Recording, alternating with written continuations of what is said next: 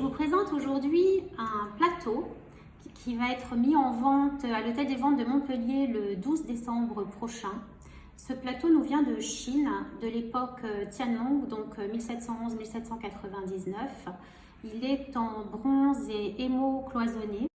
La technique du bronze et émaux cloisonné est originaire de la péninsule arabique et arrive en Chine au XIIIe siècle. Elle obtient un grand succès immédiatement dans ce pays. Les artisans chinois s'approprient très rapidement cette technique et notamment à la cour de l'empereur Tianlong, les ateliers royaux fabriquent avec virtuosité ce type d'objet en cloisonné.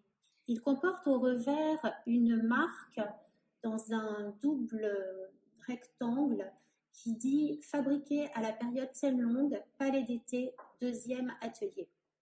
Il repose sur 4 pieds angulaires ajourés.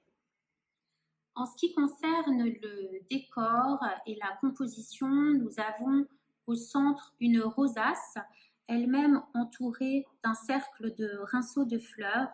Puis, suivant deux axes passant par le centre, 4 lotus qui sont disposés autour de cette rosace centrale. Et vous pouvez déjà remarquer que nous sommes encadrés par un octogone. La fleur de lotus est un symbole bouddhique assez célèbre et qui s'apparente à la pureté puisqu'elle parvient à sortir totalement immaculée d'un limon boueux. Le choix de cette composition est lié à différents aspects de la culture chinoise, comme l'ordre cosmique bouddhiste, qui mentionne l'univers infini et qui propose bien souvent le mandala, par exemple, comme support de méditation, qui décline inlassablement les mêmes motifs visuels symboliques.